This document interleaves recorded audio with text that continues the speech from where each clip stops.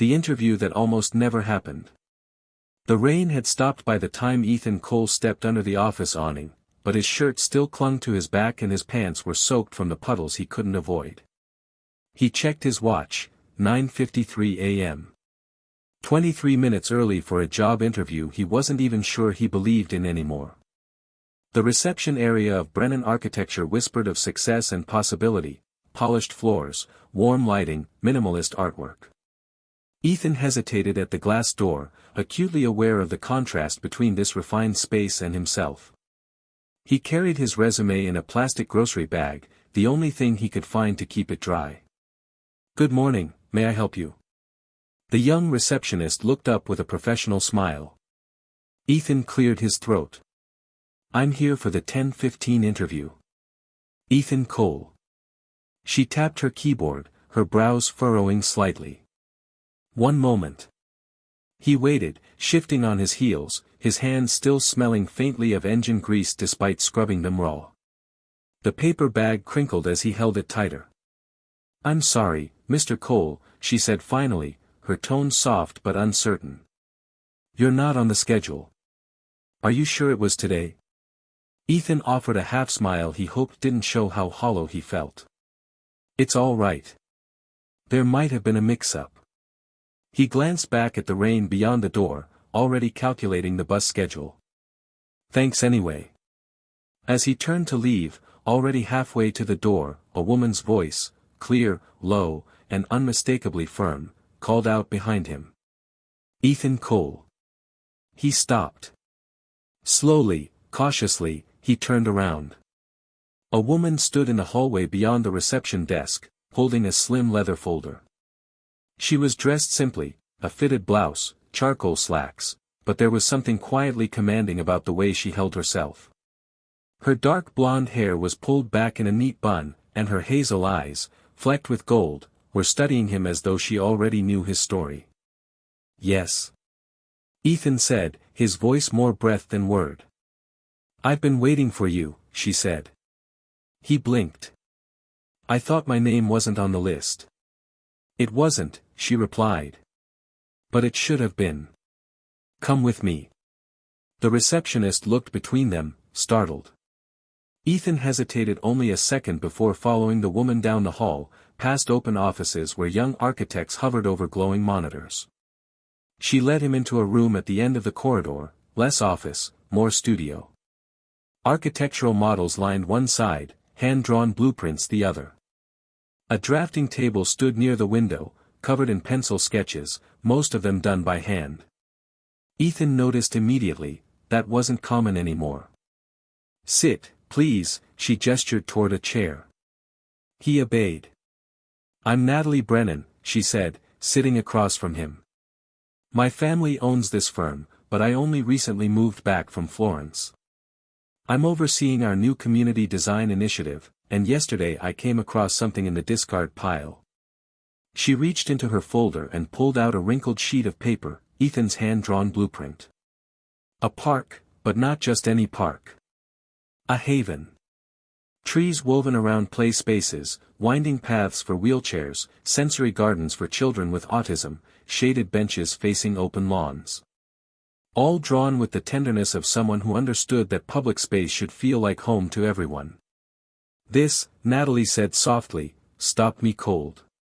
Ethan cleared his throat. "It's old. I just included it because it's all I had left that wasn't digital." "Exactly," she replied. "It's not efficient, it's not slick, but it's real. And someone who draws like this isn't just designing a space, they're protecting it." He looked down, unsure what to say. She leaned forward slightly. "Tell me, Mr. Cole, why did you stop designing?" The question landed hard. Ethan's jaw tightened. "My wife passed away 8 years ago. I left architecture to take care of my daughter. She's had 5 heart surgeries. I worked odd jobs to stay flexible, garage work, handyman repairs. I didn't think I'd be allowed back in this world, not really." Natalie didn't flinch. "What made you apply here?" He met her eyes, then spoke quietly, resolute. because my daughter looked at me last week and said, "Dad, I want to see the buildings you always talk about, the ones you dream about." And I realized she's never seen me create anything, just fix broken things. I wanted her to see her father do what he loves, at least once. Silence stretched between them, but it wasn't uncomfortable. Finally, Natalie smiled. It was small but real. "I don't believe in accidents," she said. "I believe the right people arrive when they're meant to. You're not late, you're right on time." Ethan exhaled slowly, something loosening in his chest. "You won't be designing high-rises," she continued. "Not yet. But I'm leading a project to rebuild a section of the old harbor district. Low-income housing, a community clinic, a school playground. We need someone who remembers what it means to build with your hands. Would you consider joining us? Temporary, to start." Ethan blinked. "Seriously?" She stood and extended her hand. "I think we could use a little more heart around here." As he took her hand, Ethan felt that flicker of something he hadn't felt in years. Not hope, not yet. But the memory of it. And for now, that was enough. A space to create. The office Natalie led him to the next day was nothing like the glass and steel world Ethan remembered from his earlier career. Tucked into the back of the building, adjacent to a storage room that still smelled faintly of cardboard and toner ink, it was modest: an old desk, a squeaky chair, and a window that looked out over the loading dock. Still, it was the first space in nearly a decade that belonged to him. A place where he wasn't just passing through. Natalie handed him a temporary badge clipped to a lanyard. "You'll shadow me on the Harbor District project for now. We're just starting the site concept phase. I want you to sketch ideas, any ideas. Don't overthink it. Just draw." He nodded, clutching the badge like it might vanish if he blinked. "Do you have everything you need?" "I brought my pencils," he said, "and some brown butcher paper I use at home. I draw on the back of Ellie's old school posters, it's a habit." Natalie smiled faintly but not unkindly. "Then we're off to a good start." She left him with a roll of blueprints, a rough site plan, and a note in clean handwriting: "Don't design a building. Design a place where people heal." It had been so long since anyone asked him to create something from the inside out. For years, Ethan's hands had been used to tighten bolts and unclog drains. But this morning, they shook for a different reason as he sharpened a pencil and unrolled the brown paper across the desk. He stared at the blank space for a long while before sketching the first line: a curve, soft like a path through a park rather than a street. Then he added a bench, low to the ground, wrapped around the trunk of an old oak tree. A garden maze for children. A shaded alcove near the clinic where patients could rest, read, or just breathe. He forgot the clock, forgot the sounds outside. When Natalie returned 2 hours later, he didn't hear her at first. She leaned quietly in the doorway, arms crossed, watching him work. When he finally noticed her, he sat up quickly, a little embarrassed. "Sorry, I didn't know how much you wanted." She stepped closer, studying the lines he'd drawn with the reverence of someone reading a letter meant only for them. "No, Ethan. This is beautiful." He rubbed the back of his neck. "I wasn't sure if it was too emotional." "It's exactly what I hoped you'd do," she said. "Most architects are obsessed with symmetry and scale. You're thinking about silence and shade, and where people's eyes rest when they're grieving. That's rare." He said nothing, but her words landed somewhere deep, in a place he thought had long closed up shop. Later that day, they visited the site together. The Harbor District was little more than a neglected cluster of brick buildings and cracked pavement, the kind of place city officials talked about redeveloping in campaign speeches and then forgot. Weeds burst through sidewalks, chain-link fences sagged under their own weight. "We'll start here," Natalie said, pointing to an old community center that had been boarded up since the pandemic. "It'll be a mix of housing, playgrounds, gardens. We want to preserve the bones of the place, though. It has memory." Ethan ran a hand along the rusted fence. Places like this raise kids like me. There's strength in that, just buried under neglect. He bent down and picked up a piece of broken brick. You ever notice? The ones who have the least always build the most beautiful things with it. Natalie looked at him, thoughtful. That's why I pulled your file out of the reject stack. He looked over, curious. She explained, your application was set aside by HR, said you didn't meet the current software requirements. But I found your drawings. Hand-drawn, smudged at the corners, and so full of life. I don't need another intern fluent in SketchUp. I needed someone who remembers why we do this. Ethan felt his throat tighten. I wasn't sure if this world had space for someone like me anymore. Natalie smiled, and for a second, the steel in her melted. Then let's make space. That night, back home, Ethan tucked Ellie into bed.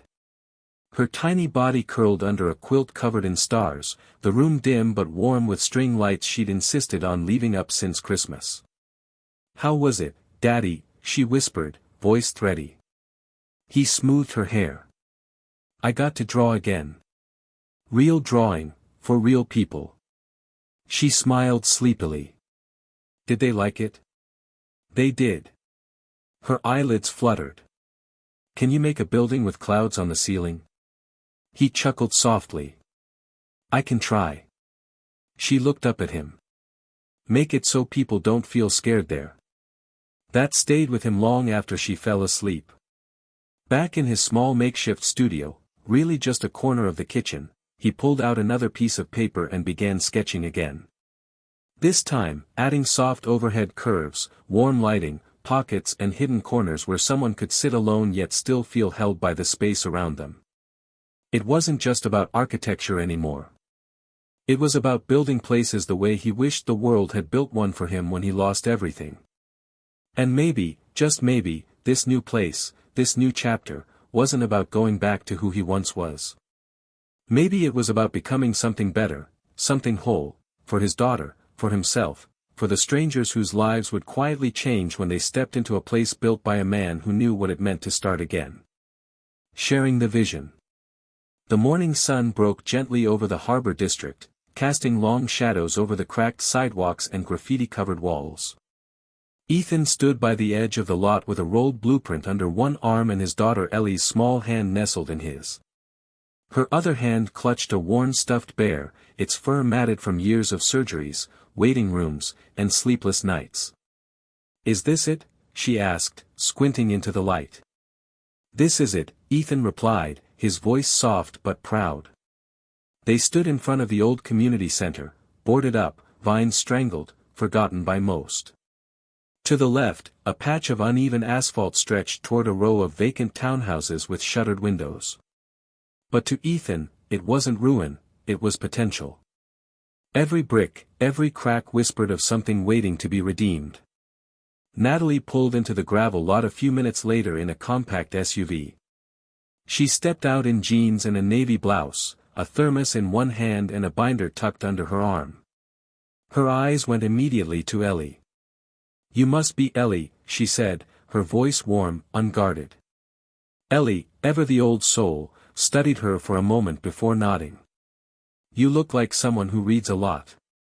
Natalie laughed. Guilty. Good, Ellie said, then turned her gaze back to the building. So where will the clouds go? The clouds? Natalie asked, glancing at Ethan. She wants a ceiling that looks like the sky, Ethan explained, half apologetic. To help people feel less afraid. Natalie's expression softened. I think that's a beautiful idea. As they walked the perimeter, Ethan narrated his initial sketches to Natalie while Ellie trailed behind, sometimes skipping, sometimes stopping to peer into broken windows or run her fingers along brick walls. I want to leave the original archways, Ethan said. They have character. And I thought we could wrap a sensory garden around the side, herbs, textures, things the kids can touch. Natalie nodded. What about the clinic entrance? Discreet but dignified, Ethan answered. People shouldn't feel like they're walking into a place for the sick. They should feel like they're entering a space built for them. She turned to look at him, really look. His eyes weren't simply focused, they carried memory, empathy, something deeper than design. He wasn't drawing from theory, he was building from experience. That's exactly what this project needs, she said quietly. Ethan offered a half smile but said nothing. Compliments still sat awkwardly on his shoulders. By late morning, Ellie grew tired. Ethan helped her sit on a stack of concrete blocks under a patch of shade, offering her the apple slices he'd packed in a Ziploc bag. She took them wordlessly and leaned against his arm. Natalie watched the two of them from a few steps away. She saw it then, the small daily sacrifices that never made the news. The gentle way Ethan checked his daughter's temperature without using a thermometer, simply by pressing his lips to her temple. The way Ellie instinctively leaned into his side when construction noise startled her. This wasn't a man trying to get his life back on track. This was a man who had chosen love over legacy and now was being asked to do both. Later, as they reviewed site notes back at the office, Natalie found herself distracted. Ethan's sketches had stayed with her, not just the shapes, but the intentionality. The curved benches near the pediatric clinic, angled just so the late afternoon sun would warm the backs of tired parents. The treehouse bridge designed not just for play, but for wonder. She spoke without thinking, "Did you ever consider teaching?" Ethan looked up. "Me? Yes. You have this way of making people see, not just imagine." He paused. "I used to mentor interns at my old firm, before everything changed. I liked it." She nodded slowly. "I think you'd be good at it. Especially for the team we're building. We're trying to focus less on just delivering structures and more on designing emotional spaces." Ethan raised a brow. "Emotional spaces? It's a term I picked up in Italy," she said with a faint smile. "It means creating spaces where the design responds to how people feel, not just what they need. Spaces that comfort, affirm, and quietly say, 'You belong here.'" He nodded thoughtfully. "I like that." As the afternoon wore on, Natalie caught herself watching him when he wasn't looking. Not in a romantic way, not yet, but with a growing curiosity. Who was this man who had re-emerged from years of heartbreak, not bitter, but kinder? What held him together? And why, despite all logic, did being near him make her feel steadier? That evening, Ethan returned home and gently placed Ellie's drawings on their fridge, crayon sketches of gardens, bright stars, and floating clouds surrounding a central image, a crooked little building with a curved roof and a bench beneath a tree. He stared at it for a long time. Then he opened his drafting pad again. This time, he drew not for work, not for approval, not for the firm. He drew a window in the ceiling of a child's bedroom, a view of the sky, and wrote above it, "A place where people aren't afraid to dream." The next morning, Natalie found Ethan already seated in the break room, sketching intently on the back of what looked like a flattened cereal box. The morning sunlight filtered through the blinds, streaking his page with gold. He looked up as she entered, then smiled, a real smile this time, one that reached the creases at the corners of his eyes. "Out of paper already?" she asked, nodding toward the makeshift canvas. He chuckled, brushing a pencil shaving from his wrist. "Ellie spilled orange juice on my sketch pad." This was the only clean surface in the house. She set her coffee down beside him and leaned over to examine his drawing. It was a rough perspective of a rooftop play area, complete with safety rails, climbing nets, and canopies shaped like overlapping clouds. "I figured," he said, "if you're going to make the sky part of the design, might as well let the kids reach for it." She studied the sketch, then his face. "You always draw like this? From feeling first, then function?" He shrugged. "I don't know how to separate them." That afternoon, they had their meeting with the city planning committee. Ethan sat beside Natalie at a long conference table, his folder of hand-drawn sketches looking humble next to the others' laptop presentations and digital renderings. When it was their turn, Natalie stood first. Our proposal isn't just about rebuilding structures, she began. It's about rebuilding community. And I'd like my colleague, Ethan Cole, to share the vision behind our design. Ethan's heart hammered as he stood. He hadn't spoken in front of people like this in years. But as he looked at the faces around the table, some skeptical, some curious, he thought of Ellie asking for clouds on the ceiling, and the words came. When I was designing this space, he said, his voice growing stronger, I kept thinking about my daughter. She's 8 years old, and she's spent more time in hospitals than playgrounds. Every time we walk into a medical building, I watch her shoulders tense up. The harsh lighting, the cold walls, the feeling that she doesn't belong there. He opened his folder and spread out his drawings. What if we built something different? What if the moment people stepped inside, they felt welcomed instead of processed? What if children saw clouds painted on ceilings instead of fluorescent lights? What if parents had a quiet place to sit and breathe while their kids were being cared for? The room was quiet. Ethan looked around the table and saw something he hadn't expected: recognition.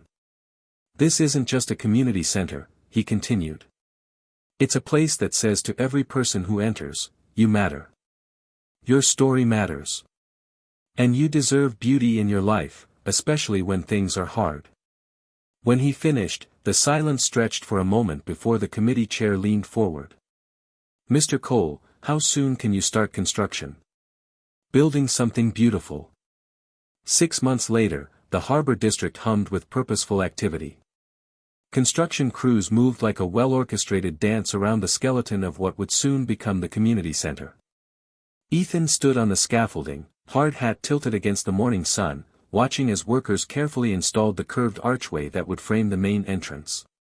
It's starting to look like your drawings, Natalie called up to him, her own hard hat slightly askew as she climbed the scaffolding to join him. Ethan smiled, wiping sawdust from his hands. Better, actually. The team added things I never thought of. It was true. What had started as his hand-drawn vision had become something richer through collaboration. The young architects had suggested solar panels disguised as art installations. The landscape designer had proposed a rain garden that would teach children about water cycles. Even the construction foreman had contributed ideas, hidden storage for maintenance that wouldn't disrupt the peaceful aesthetic. How's Ellie doing with all the noise? Natalie asked, settling beside him on the platform. She loves it, Ethan laughed. She sits on our fire escape every morning with her breakfast, watching the progress. Yesterday she asked if she could have a hard hat like mine. Natalie's expression softened. Over the months, she'd watched the gradual transformation not just of the building, but of the man beside her. The hesitant architect who'd almost walked away had grown into someone confident in his vision, respected by the crew, and quietly becoming the heart of the entire project. Ethan, she said carefully, there's something I need to tell you. He turned to face her, noting the shift in her tone. The board met yesterday. They want to offer you a permanent position. Not just on this project, as a senior architect with the firm. She paused. And they want you to head up a new division, community-centered design. Ethan blinked, speechless. It would mean leading a team, taking on bigger projects, maybe even speaking at conferences about this approach we've developed. She searched his face. What do you think? For a moment, Ethan couldn't find words. 8 months ago, he'd been fixing leaky pipes and changing oil. Now they were offering him not just his career back, but something better than he'd ever imagined. I think, he said slowly, I need to ask my daughter first. That evening, Ethan sat with Ellie at their small kitchen table, her homework spread between them alongside his latest sketches.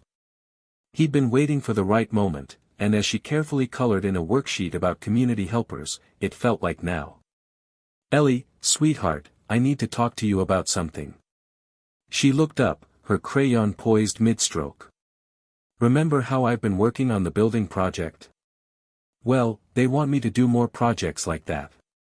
But it would mean sometimes I'd have to travel, maybe work longer hours.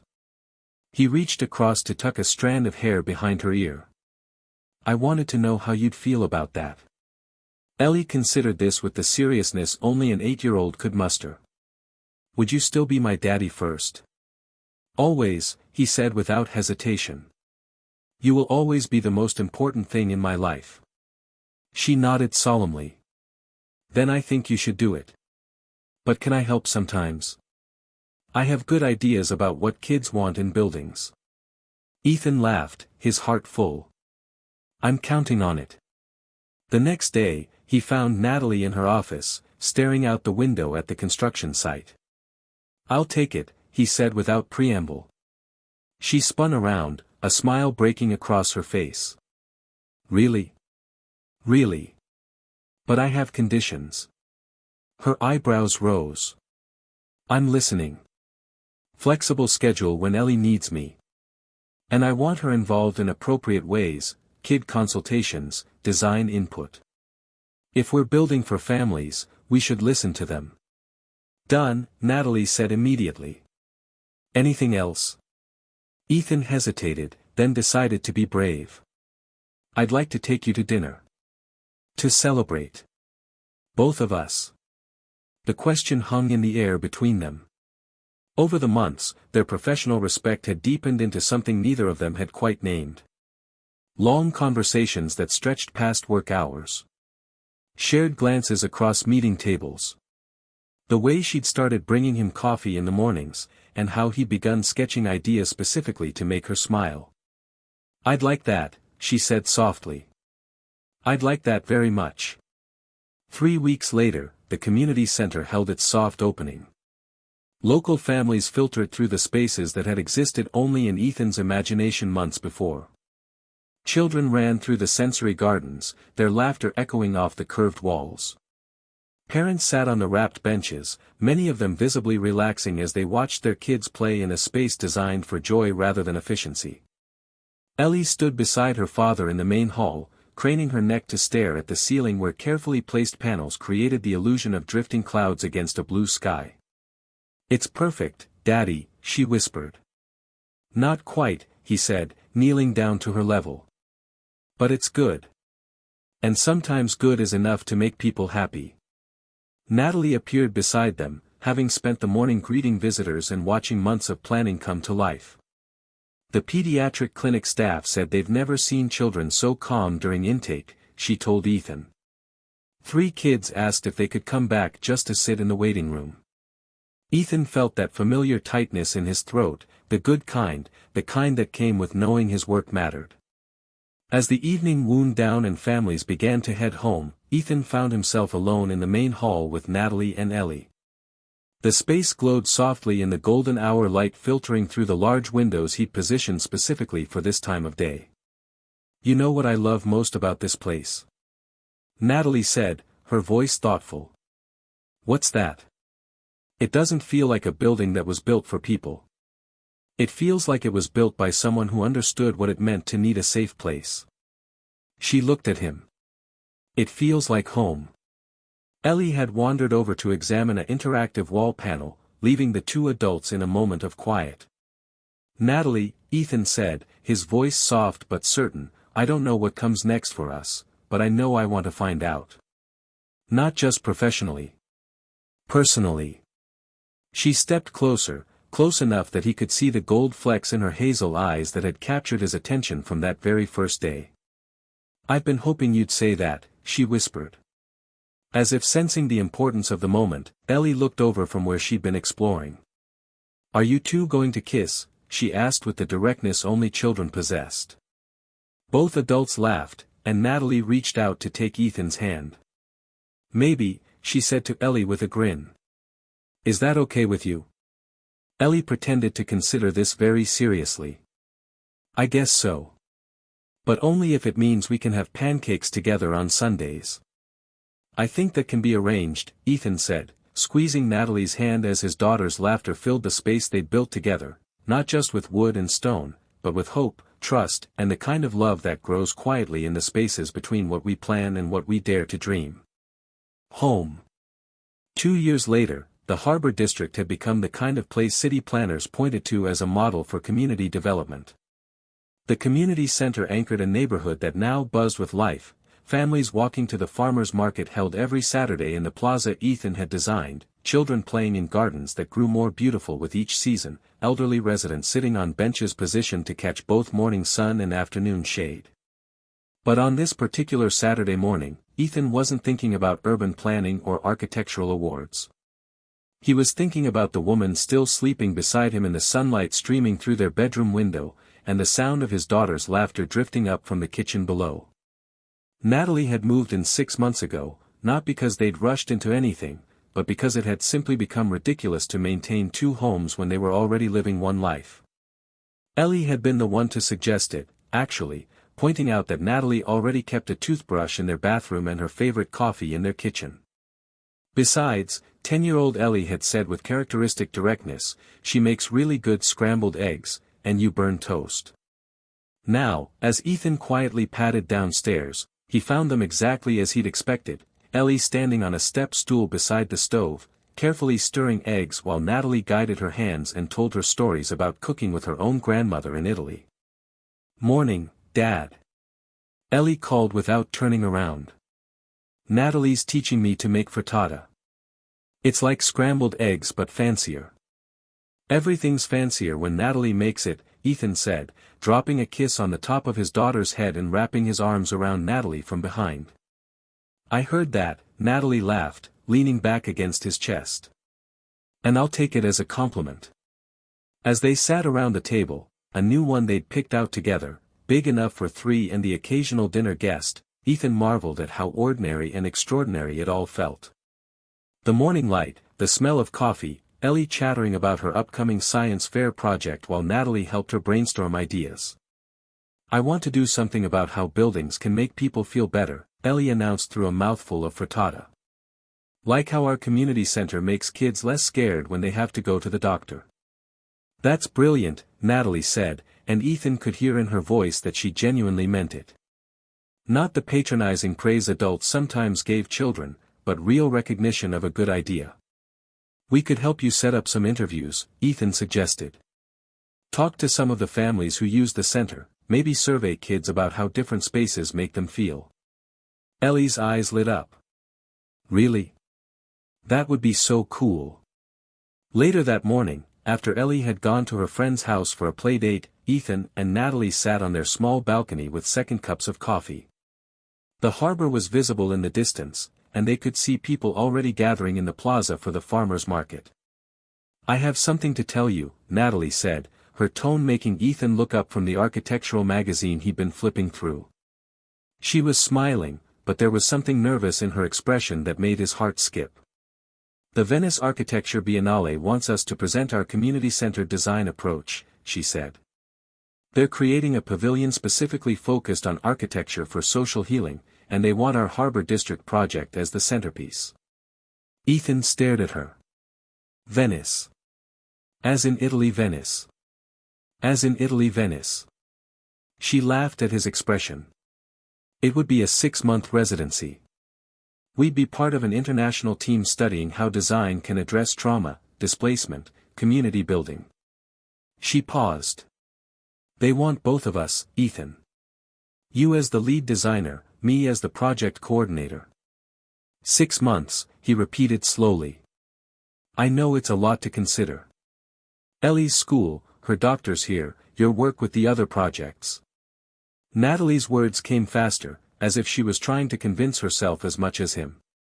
"But it could be incredible. The chance to influence how communities are built all over the world." Ethan set down his magazine and took her hands. "What did you tell them?" "That I needed to talk to my family first."